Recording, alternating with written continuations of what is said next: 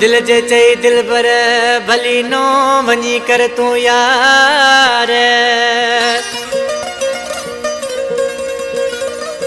ओ मुझो नथो वणई प्यार शौकत कुंडाणी चवे। इन गीत के खास पसंद कयो आहे सांगण खां वाहिद कुंडाणी, मुनीर कुंडाणी, जावेद कुंडाणी, हमीद कुंडाणी ऐं हनीफ कुंडाणी, लतीफ़ कुंडाणी, याकूब अली कुंडाणी जेके शौकत कुंडाणीअ दोस्तन ऐं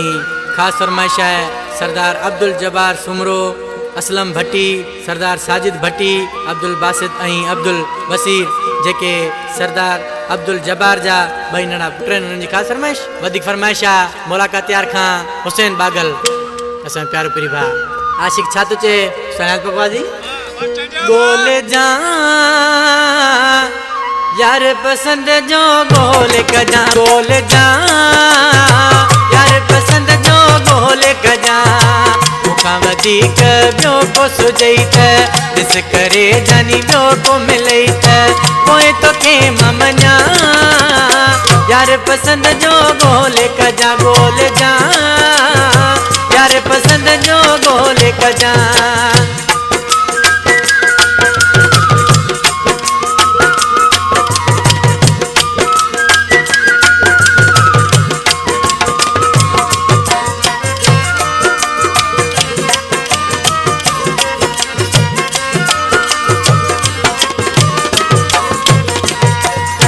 जड़ा सुख केर ॿियो ॾींदई दुख सुख में केर ॿियो हूंदई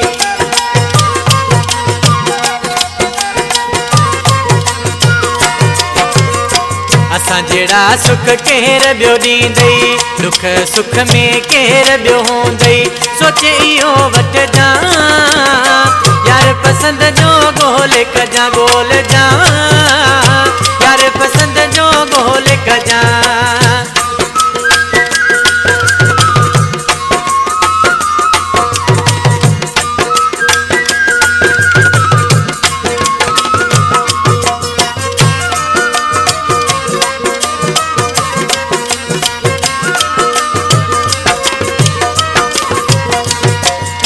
सहन सोना केड़ा दुखिया हिन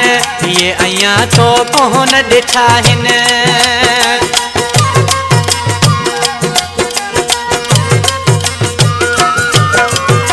सुर सहन सोना केड़ा दुखिया हिन ये अयां तो कोन ॾिठा हिन जे ॾिठा पुछजा यार पसंद जो गोल कजा गोल जा यार पसंद जो गोल कजा।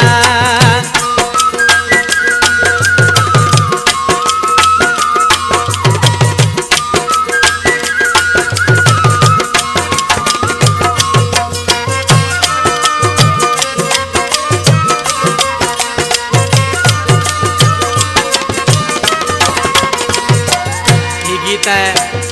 असांजो प्यारो दोस्त है लीमो जमाली प्यारो दोस्त है इस्माइल लंजवानी उन गीत है नाले मिसराम छा थो चए लंजवानी इस्माइल हथों जो साथ छॾी तो छाल हुन जो